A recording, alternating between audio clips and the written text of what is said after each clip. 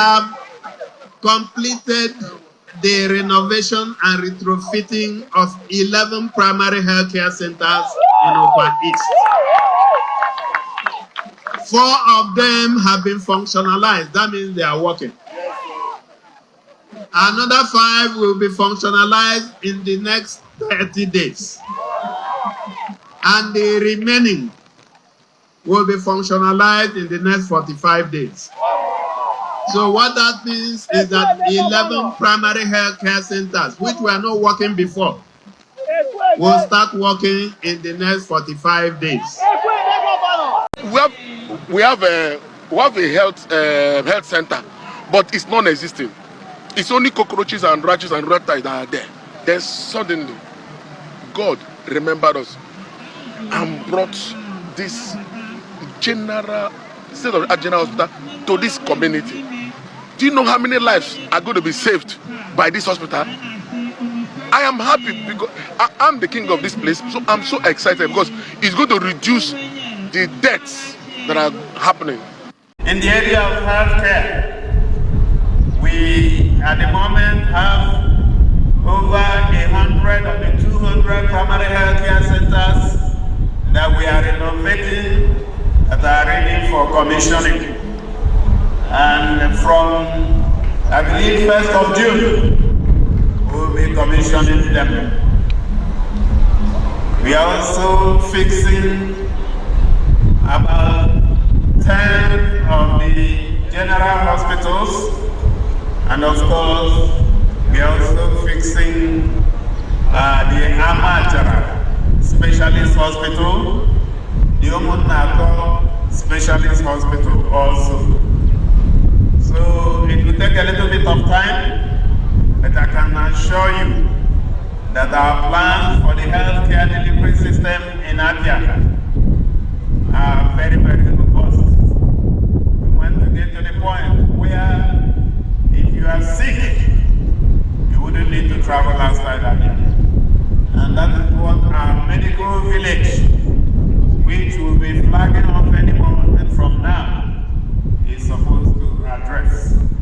It's also supposed to address the needs of other people from Nigeria. Reverse medical tourism, which statistics show that we spend $2 to $2.5 billion every year to take care of our health, particularly those who can afford it, in places like India, Dubai, the US, Europe, and other parts of the world. The idea of the medical village is that anywhere you are in Nigeria, if you think proper healthcare delivery system, you should think Abia State. In this video, I want to look at the transformation of Abia State Healthcare under Alex Otti in less than 4 years. Now, a lot has happened in Abia State, and one would wonder, is it that Abia State is the only state in the country where transformation is going on? The truth is that it is not, but the difference here is that what used to be the situation in Abia State, according to the people, is not what it used to be. For some Abians, the last 24 years was hell for the people of Abia State. But currently, Alex Otti seems to be transforming it. This is not my opinion, this is not my view, but this is what the people are saying. But in this video, I want to take you on a transformative journey. What Alex Otti has done in the healthcare sector in less than 4 years, in the last 2 years or 3 years, if you're counting when it all started, right? So I did a video the other time on the transformation going on in the education sector. The video is already on this channel. You can also click on the button at the top right corner of your screen to access that particular video. So moving on, I want to look at the transformation in the healthcare sector, how the governor has transformed it, and how he has also digitized the health sector. Now, the transformation of Abia State's healthcare system under Governor Alex Otti is not just a policy shift, it is a structural overhaul. In less than 4 years, his administration moved from a system marked by decay and neglect to one witnessing rapid upgrade, expansion, and digital transition. So here is a clear breakdown of how all of this happened. Number one, upon the emergence of Governor Alex Otti as the governor of Abia State, he declared a state of emergency on healthcare. From the start, Otti made healthcare a top priority. declaring it central to his governance agenda. Instead of gradual reform, he adopted an emergency intervention approach, focusing on infrastructure, personnel, access, and technology. Now, this urgency is what accelerated the pace of change and development within Abia State health sector. So, the biggest game changer was Project Ekweme, a statewide healthcare revival initiative. Now, key components of this very achievement remains 200 primary healthcare centers targeted for total renovation across Abia State, massive retrofitting across all 184 wards in Abia, over 277 primary healthcare centers made functional statewide. This was through the state and also the World Bank-backed programs. They weren't cosmetic upgrades. They included new medical equipment, power and water supply, staff accommodation, full functional service delivery systems. These were the things that the governor put in place. Now, healthcare moved closer to rural communities was the general agenda, reducing pressure on urban hospitals. Now, for someone who lives in a faraway village in Abia State, probably for emergency, you don't need to start coming down to Umuahia, to FMC or any other hospital within the state capital. You cannot visit the primary healthcare center within your ward. It is accessible in different parts of Abia State at this moment. So these are the things that the governor have actually done so far.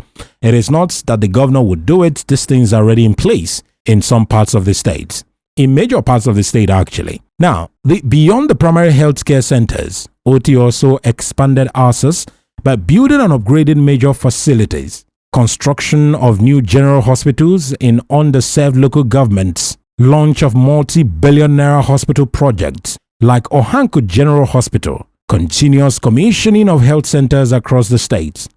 These tackle the long-standing problem. Entire communities without nearby hospitals now have hospitals very close to them. Before 2023, many Abia hospitals were either non-functional, under-equipped, staffed by demoralized workers. These were the issue. But upon the emergence of Governor Alex Otti, he renovated key facilities like the Abia State University Teaching Hospital, improved infrastructure and service delivery, helped restore credibility to public hospitals. Patients began returning to government hospitals instead of relying solely on private clinics. Infrastructure alone does not fix healthcare. We all know that. People do. So, for that, the government of Alex Otti partnered with international medical organizations for training and retraining, attracted foreign medical collaborations, focused on improving staff capacity and professionalism. These, at the end, improved diagnosis, treatment quality, and patients' confidence in primary healthcare centers across Abia State. Now, one of the most forward-thinking moves was introducing digital health systems. Pilot programs launched to digitalize the hospital operations in Abia State. The transition from paper-based to electronic medical records. Integration with broader digital infrastructure across the state. I remember one time I saw a video of a primary healthcare center somewhere in, I think it's somewhere in Ikwano area, was communicating via a video coverage, via a video link to a doctor in the Abia State Teaching Hospital in Umuahia. It was a situation that they couldn't handle and they needed the opinion of a more advanced and an expert doctor on that field. And in that particular video, the doctor provided information on how to go about it, and they ended up resolving the issue. So these were part of the things that the governor has introduced. Now, this has also reduced record losses, delay in treatment, corruption, and inefficiency. These are the things that the governor has introduced. Otti also strengthened affordability by activating the state health insurance scheme, making healthcare more accessible to low-income residents. These ensures improved hospitals are actually usable by the people. Now, a major shift in strategy from big hospitals in cities to functional primary healthcare centers in every ward. Now, recent actions include continuous rollouts of upgraded primary healthcare centers across communities, ensuring every ward has access to basic healthcare. And this is what truly defines transformation, not just big projects, but everyday access. So, the speed of transformation comes down to key three factors. Number one is centralized vision. Healthcare was treated as a core pillar, not as a side project. Number 2, massive simultaneous execution. Instead of one hospital at a time, Otti launched hundreds of projects at once. Number 3, system thinking. He didn't just build hospitals. He fixed infrastructure, workforce, funding, and technology. So at this point, we'll look at the final take on this video. In less than 4 years, Abia State healthcare system has shifted from neglect to functionality, expansion, and digital transition. It is still a work in progress, but the foundation has clearly been reset by Governor Alex Otti. So next time when you wonder how come all these praises goes to the governor, you probably might look at what the governor is doing. I remember in the previous video I was talking about the fact that when the governor came in, he focused on 3 key factors under his administration: education, healthcare, and infrastructure. So we've done a video where how the governor has digitalized some schools within Abia State and more expected, the one known as smart schools. And now we've looked at the massive transformation in the healthcare system. In the next video, we're also going to talk about infrastructure in Abia State, major infrastructure projects embarked upon by Governor Alex Otti. And the only way that you can have access to that video is for you to subscribe to this YouTube channel, turn on your notification so that each time we drop a video, you'll be among the first to actually be notified and watch the video. Once again, thank you so much for watching this video. See you. We work as we do because we understand the weight of public expectations, the sincere desire to see Abia change for the better in our lifetime. Our commitment to making a difference is therefore not about applause, but the fulfillment of a part, a promise to rebuild and restore. Every one of us is encouraged to join the campaign against the vandalization of public property by criminals and their patrons. I have since directed the security agencies to pay particular attention to the activities of scrap metal dealers. Anyone found patronizing vandals shall be arrested and prosecuted to the full extent of the law.